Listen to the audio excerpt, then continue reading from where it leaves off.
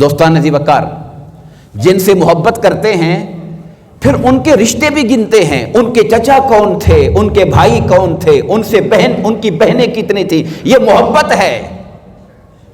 محبت پھر محبوب کی ایک ایک شے سے پیار کرنا سکھاتی ہے.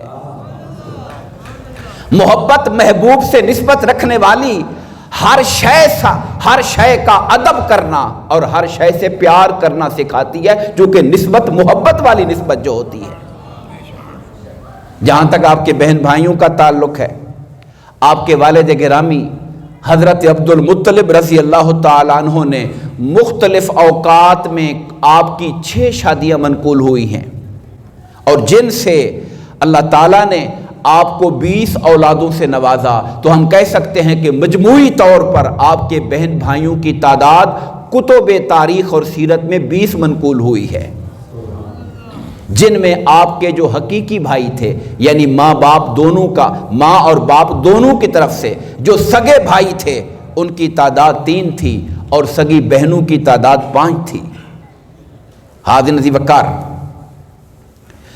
آپ کے والد گرامی حضرت عبداللہ رضی اللہ تعالیٰ عنہ اپنے کردار میں، اپنی گفتار میں، اپنے شکل و صورت میں، اپنے جمال میں، زیبائی اور رعنائی میں صرف وہ نہیں، ایک بات بڑی خاص بات ہے کہ حضرت آدم علیہ السلام سے لے کر حضرت عبداللہ تک، حضرت عبداللہ سے پہلے جب نور مصطفیٰ حضرت عبد المطلب کی پیشانی میں تھا، ان سے پہلے نور مصطفیٰ حضرت ہاشم کی پیشانی میں تھا. ہم اوپر چلتے چلے جائیں گے، جس پشت میں نور مصطفیٰ منتقل ہوتا چلا آیا، جس کے اندر نور مصطفیٰ کا فیضان ہوتا تھا، اپنے زمانے میں حسن و جمال میں بھی اعلیٰ ہوتا تھا، اخلاق و کردار میں بھی اعلیٰ ہوا کرتا تھا.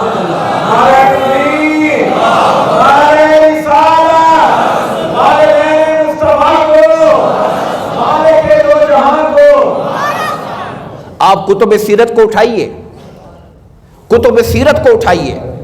جب آپ حضرت عبداللہ کا ذکر پڑھیں گے جیسے ہم آج کر رہے ہیں، وہاں ملے گا کہ حسن و جمال میں کمال تھا، اخلاق و کردار میں کمال تھا. جب حضرت عبد المطلب کا ذکر پڑھیں گے کہ مکہ کے اندر 1000 لوگ ہوں گے، مگر 1000 لوگ اور طرح کے تھے، عبد المطلب کچھ اور طرح کے تھے، کیونکہ نور مصطفیٰ کی جلوہ گری ہو رہی تھی. حضرت ہاشم کا زمانہ تھا، حضرت ہاشم کا زمانہ تھا. دنیا میں بڑے بڑے مالدار لوگ تھے، بنو امیہ کے لوگ تھے، بنو مخزوم کے لوگ تھے، اور قبائل تھے، سب کے لوگ تھے، مگر سب قبائل کے اندر بڑے بڑے لوگ ہوں گے، مگر ہاشم جیسا کوئی نہ تھا، کیونکہ نور مصطفیٰ جلوہ گر ہو رہا تھا. یہ آپ ایک ایک آقا کے جد امجد کو دیکھتے چلے جائیں گے تو آپ کو ہر فرد ایک الگ سے کائنات حسن و جمال نظر آئے گا. اور اعلی حضرت نے کیا خوب فرمایا، تو بھی عین نور ہے، تیرا سب گھرانہ نور کا. کہ آقا اللہ پاک نے آپ کو بھی نور بنایا، اور آپ کے فیضان سے آپ کے گھر کا فرد، خواہ وہ اوپر ہیں خواہ وہ نیچے ہیں، خدا نے ان کو بھی نور علی نور بنا کے بھیجا. حاضرین ذی وقار، اس بات کا ذکر حضرت عبداللہ نے اپنے والد گرامی سے کیا. وہ کہتے ابا جان، جب میں کبھی بطحائے مکہ یا کوہ صبیر کی طرف جاتا ہوں، میری پشت سے ایک نور چمکتا دمکتا ہوا ظاہر ہوتا ہے. وہ پھر 2 حصوں میں تقسیم ہو کر ایک مشرق کی طرف ہو جاتا ہے، ایک مغرب کی طرف ہو جاتا ہے. پھر وہ دونوں اکٹھے ہو کر ایک بادل کی شکل اختیار کر کے میرے اوپر سایہ فگن ہو جاتا ہے. اور پھر میں دیکھتا ہوں کہ آسمان کے دروازے کھلتے ہیں اور یہ ابر پارا ایک گول شکل اختیار کر کے آسمان کی طرف جاتا ہے اور فوراً واپس آ جاتا ہے اور میری پشت کے اندر واپس چلا جاتا ہے. اور جب میں زمین پر بیٹھتا ہوں تو مجھے آواز آتی ہے، اے اللہ کے حبیب کی امانت کو سنبھالنے والے عبداللہ تم پہ سلام ہو. اللہ کے حبیب کی امانت کو سنبھالنے والے عبداللہ تم پہ سلام ہو. شاید کسی کو لگے کہ یہ بہت بڑی بات ہے. مجھے حضور غوث پاک یاد آ رہے ہیں. ان سے پوچھا گیا کہ حضرت آپ کو کب پتہ چلا کہ آپ اللہ کے ولی ہیں؟ کب پتہ چلا؟ کہا جب میں پڑھنے کے لیے جاتا تھا اور وہاں پر طلبہ بیٹھے ہوتے تھے تو ایک غیب سے آواز آتی تھی، اللہ کے ولی کے لیے جگہ چھوڑ دو، اللہ کے ولی کے لیے جگہ چھوڑ دو۔ میں یہ پکار اپنے کانوں سے سنتا تھا، وہ غوث اعظم ہیں، آقا کے غلاموں اور امتیوں کے اندر ہیں، یہاں میرے مصطفیٰ کے والد کریم ہیں۔ جب وہ جلوہ گر ہوتے ہوں گے، بیٹھتے ہوں گے تو آواز آنا کوئی عجب نہیں ہے، کچھ عجب کی بات نہیں ہے کہ انہیں آواز آتی ہوگی، اے نور مصطفیٰ کی امانت کو سنبھالنے والے، سلام ہو تمہارے اوپر۔ حاضر نذیر وقار، یہ جو حسن و جمال تھا اور اخلاق و کردار تھا، اس نے آپ کو مکہ کے اندر ایک الگ سے شان رانائی عطا فرمائی ہوئی تھی، اور جب حسن و جمال آتا ہے تو پھر آزمائش اور امتحان بھی آتا ہے۔ حضرت یوسف علیہ السلام حسن و جمال والے تھے تو پھر آزمائش بھی تو دیکھنی پڑی آپ کو۔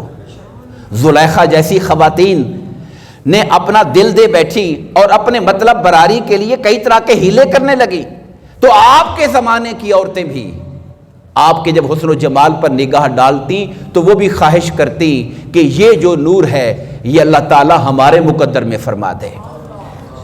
اور اس میں کئی، اگر آپ کتب سیرت پڑھیں گے، کئی خواتین کا نام آتا ہے، ان میں ایک فاطمہ بنت مر خثامیہ، اس کے علاوہ ایک یمن کے شاہوں کی خاتون میں سے خاتون تھی، اور کئی خواتین جو کاہنہ تھی جن کے پاس علم تھا، محض خواہش نفس کی بات نہیں تھی، خواہشات نفسانی کی بات نہیں تھی، اصل میں وہ حضرت عبداللہ کی پیشانی کے اندر ایک نور کو دیکھتے تھے، اور جن کے پاس پچھلی کتابوں کا علم تھا وہ جانتے تھے کہ اللہ کے آخری نبی کی دنیا میں آمد کا وقت قریب ہوا چاہتا ہے، اور جب وہ چیزوں کو جوڑتے تھے انہیں لگتا تھا کہ شاید وہ امانت عبداللہ کے پاس ہے، اگر حضرت عبداللہ کے ساتھ رشتہ نکاح قائم ہو جائے تو ہو سکتا ہے اس نور محمدی کی ماں ہونے کی شان اللہ ہمیں عطا فرما دے۔ یہ وہ جذبہ اور تڑپ تھی کہ خواتین حضرت عبداللہ کے ساتھ اپنے تعلق نکاح کو جوڑنا چاہتی تھی۔ اور حاضر نذیر وقار، یہود تو اس وقت سے جانتے تھے جب حضرت عبداللہ پیدا ہوئے، روایات کے اندر آتا ہے کہ یہود کو اللہ پاک نے ان کی کتابوں کے اندر ہمارے آقا کریم علیہ الصلوۃ والسلام نبی آخر الزماں کی آمد کے حوالے سے جن علامات کا ذکر کیا تھا، اس کی اس حد تک انہیں پہچان تھی۔ جب آقا کے والد واجد کا ولادت ہوئی حضرت عبد المطلب کے گھر، اس وقت یہودی علماء نے کہا جس پیغمبر نے دنیا میں آنا ہے ان کے والد دنیا میں تشریف لے آئے ہوئے۔ اللہ نے ایسے تو نہیں کہا کہ یعرفونہ کما یعرفون ابناءہم، یہ یہود میرے مصطفیٰ کو ایسے پہچانتے ہیں جیسے کوئی باپ اپنی اولاد کو پہچانتا ہے، ان سے چھپا ہوا نہیں ہے۔ یہ بدبخت اگر کافر ہو گئے اور منکر ہو گئے تو یہ منکر ہوئے حسد کی وجہ سے، یہ منکر ہوئے اپنے ذاتی خاندانی گروہی تعصبات کی وجہ سے، یہ نہیں پہچانتے نہیں تھے، پہچانتے تھے میرے آقا کو، مگر ان کا تعصب اور ان کا حسد ان کو ڈبوا دیا اس نے، اور لے ڈوبا ان کو وہ۔ تو حضرت عبداللہ کو یہود نے پہچانا اور ان کے قتل کی سازش کی۔ آپ اکیلے مکہ سے باہر کو نکلے غالباً شکار کی تلاش کے لیے، تو اس وقت آپ پر حملہ کر دیا گیا، اور ابھی آپ کی شادی نہیں ہوئی تھی۔ حضرت آمنہ رضی اللہ تعالیٰ عنہ کے والد گرامی حضرت وہب اس وقت وہاں موجود تھے اتفاق سے۔ جب حضرت عبداللہ پر یہودیوں کے قاتلوں نے حملہ کیا، رب کائنات کے حکم سے گھوڑوں پر سوار ملائکہ آسمانوں سے جلوہ گر ہوئے اور ان قاتلوں کی اس پوری ٹیم کو قتل کر ڈالا، حضرت عبداللہ کو انہوں نے بچا لیا۔ یہ واقعہ جب دیکھا حضرت آمنہ کے والد گرامی نے دل میں ٹھان لیا کہ اگر میں اپنی بیٹی کا نکاح کسی سے کروں گا تو عبداللہ سے ہی کروں گا۔ اور ادھر حضرت ابراہیم علیہ السلام کو بھی کسی سفر میں کسی کاہن نے کہا کہ میں آپ کے جسم کو دیکھنا چاہتا ہوں، کیا آپ پسند فرمائیں اجازت دیں گے؟ آپ نے کہا میں اجازت دیتا ہوں، مگر ایک شریف آدمی جس چیز کو چھپاتا ہے میں وہاں تمہیں نہیں جانے دوں گا۔ اس نے کہا آپ کے حکم کی پیروی کروں گا۔ آپ کے ناک مبارک کے نتنے کو اس نے دیکھا، پھر ادھر سے دیکھا، ادھر سے دیکھا، آپ کے ہاتھوں کو دیکھا اور کہنے لگا آپ کے ایک ہاتھ میں نبوت نظر آ رہی ہے، دوسرے میں بادشاہت نظر آ رہی ہے۔ اگر آپ اپنا رشتہ بنو زہرہ سے جوڑ لیں، بنو زہرہ سے، تو رب کائنات یہ دونوں فیضان آپ کے خاندان سے جاری فرمانے والا ہے۔ حضرت عبد المطلب بھی یہ سن چکے تھے، اور ادھر حضرت آمنہ کے والد گرامی نے اپنی آنکھوں سے حضرت عبداللہ کی شان کو دیکھا تھا کہ اللہ کے ملائکہ نے ان کی جان کا تحفظ کیا تھا۔